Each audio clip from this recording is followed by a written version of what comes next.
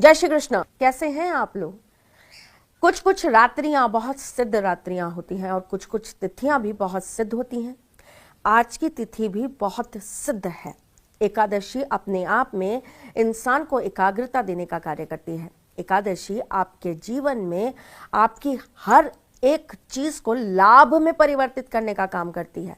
हम ज्योतिषों के अनुसार अगर आप बात करें तो एकादश भाव जो होता है वो होता है लाभ का, इच्छा पूर्ति का, इच्छाओं का, मन वांछित चीजों को प्राप्त करने का। और ऐसा कहा जाता है कि एकादश भाव में जाकर अगर कोई भी विपरीत ग्रह बैठ जाता है, राहु केतु मंगल शनि तक वहां जाकर अगर बैठ जाते हैं तो वो भी वहां पर जाकर बहुत अच्छे परिणाम देने लगते हैं।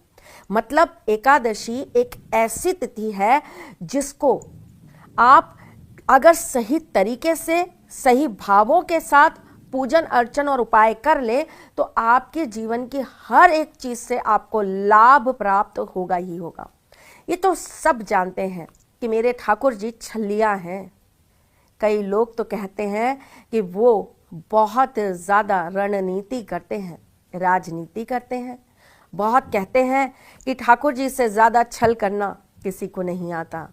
नारायण ने बार बार अलग अलग रूप धारण करके इस दुनिया के अंदर बहुत सारी अपनी कलाएं दिखाई, बहुत सारे अपने जलवे दिखाए भाई। अब आप एक चीज सोचिए, मेरे नारायण जो इतने चंचल हैं, मेरे केशव जो इतने ज्यादा दिमागी हैं, मेरे माधव जो हर बात में अपनी चीजों को पूरी करने के लिए कुछ ना कुछ तो नीतियां खेलते ही रहते हैं। वो मनमोहन मोह लेने वाला है, वो गिरधर हर एक चीज को अपने हिसाब से बदलने की कला रखता है। वो मेरे गोविंद अपनी एक चपटी उंगली पर दुनिया को नचा देते हैं। वो मेरे कान्हा अपनी बांसुरी पर सबको मोहित कर लेते हैं। वो मेरे विष्णु जी अपनी हर एक कला से, अपनी हर एक अदा से हर किसी देवी देवता को अपने वशीभूत कर कर उन्हें अपने सामने अपनी बात को पूरा कराने का बल रखते हैं।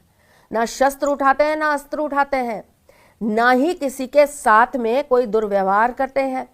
बस कुछ ऐसा चक्र अपना चलाते हैं कि लोग उनके पीछे दीवाने हुए घूम जाते हैं। यही तो कला है। और यही कला रखने वाला अगर अपनी तिथि एकादशी चुन रहा है तो सोचिए जरा, कुछ तो बात होगी इस तिथि में। द्वादशी क्यों नहीं, चतुर्थी क्यों नहीं, अष्टमी क्यों नहीं, दशमी क्यों नहीं, पूर्णिमा क्यों नहीं, क्यों ही एकादशी? क्योंकि एकादशी के दिन बहुत ज्यादा मनोकामना सिद्धि के योग बनते हैं। एकादशी अपने आप में एक एक चीज को पूर्ण करने का कार्य करती है, मोक्ष दिलाने का कार्य करती है, आपके जीवन के मनवांछित इच्छाओं को पूर्ति करने का कार्य करती है। अब एकादशी भी है, मेरे ठाकुर जी का दिन भी है, मेरे नारायण आज प्रसन्न भी हैं और ऊपर से सूर्य अपनी मकर राशि में भी है, गुरु बृहस्पति हैं वहां पे और साथ में बैठ गए हैं हमारे शनिदेव। इतना अच्छा संजोग अगर बैठा हुआ है तो क्या ऐसा कर ले कि हमारी सारी चीजें हमारे हिसाब से हो जाए। एक टोटका दूंगी आपको मनोवांछित इच्छा पूरी करने का और दूसरा टोटका दूंगी आपको किसी को वशीभूत करने का। तो चलो उठाओ कॉपी पेन तो लिख लीजिए सारथी टोटके।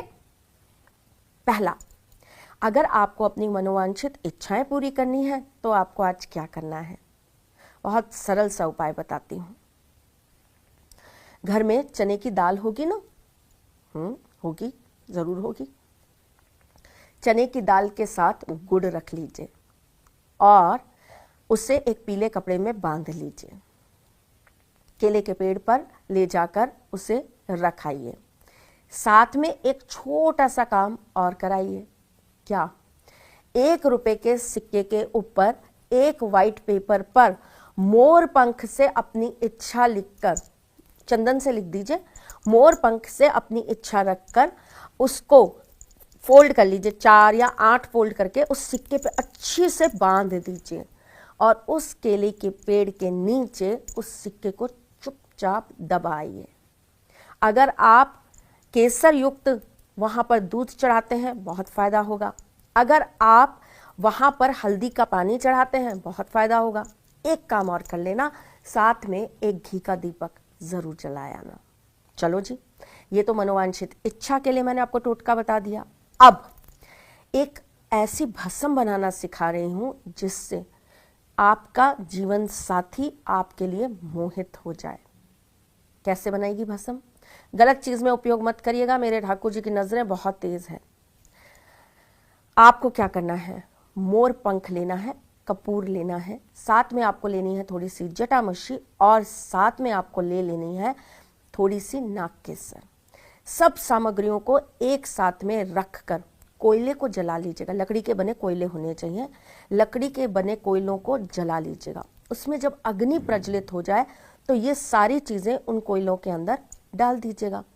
आप ओम कृष्ण कृष्णाय नमः या ओम नमो भगवते वासुदेवाय नमः इसका 108 बार जाप करेंगे। जब ये अग्नि अपने आप स्वतः ही ठंडी हो जाएगी तो ये राख बन जाएगी। ये राख बहुत काम आएगी मेरी जान। आपको क्या करना है, खाने में आप इस राख को किसी कपड़े में बांधकर या आप इस राख को ताबीज बनाकर भी किसी व्यक्ति के गले में डाल सकते हैं। आप इस राख को थोड़ा सा लेकर चाय में, कॉफी में मिलाकर पिला सकते हैं। मैं फिर कह रही हूँ, गलत चीज में उपयोग मत लेना, वरना इसका नेगेटिव इम्पैक्ट आप पर ही आ जाएगा। प्रेम सच्चा हो और सामने वाला जानबूझकर आपके प्रेम का तिरस्कार कर रहा हो तो ही ये कार्य करना, वरना ये काम लगना नहीं किसी को। चलिए भाई, बहुत सरल सा उपाय बताया, बहुत आसान सा उपाय बताया। अब जाने से पहले एक और उपाय बता देती हूं बोनस का।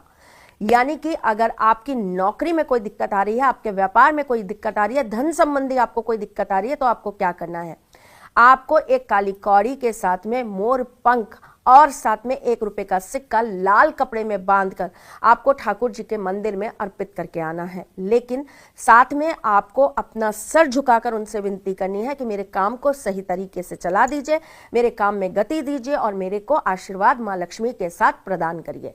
चलिए भाई, आज के लिए बस इतना ही। फिर आऊंगी कुछ नया, कुछ अलग, कुछ अद्भुत लेकर। तब तक के लिए मुस्कुराते रहिएगा, रिश्तों में मजबूती बना के रखिएगा, प्यार देते रहिएगा, प्यार लेते रहिएगा। ख्याल रखिएगा अपना और उनका जिनसे आप प्यार करते हैं। हम बहुत जल्द आपसे मिलने आएंगे, लेकिन उससे पहले आप अपने इस चैनल को लाइक, सब्सक्राइब और शेयर करना बिल्कुल भी मत भूलिएगा। कहाँ चले जाते हैं, कहाँ गायब हो जाते हैं? इतनी अच्छे अच्छे टॉपिक्स लेकर आती हूँ, इतनी अच्छी अच्छी बातें आपको बताती हूँ। भाई, केवल आप दुकान के बाहर लिखी हुई पंक्तियों को मत पढ़ा करिए, अंदर जाके दुकान में देखा भी करिए। क्या पता आपके लिए कौन सा खजाना छुपा हो। आप सिर्फ ऊपर का टाइटल देखते हो और तय कर लेते हो ये तो मेरे लायक नहीं होगा। क्या पता आप ही के लिए बना हो, आपको ही चाहिए हो और उससे आप ही को लाभ हो जाए। तो देखा जरूर करो और फिर कमेंट जरूर करा करो। लव यू ऑल, ख्याल रखिएगा अपना। ठाकुर जी की और मां राधे रानी की कृपा आपके ऊपर सदा सर्वदा बनी रहे। गणपति जी आपके सारे विघ्न हरें और मेरी मां दुर्गा आपके घर में सुख समृद्धि बनाए रखें।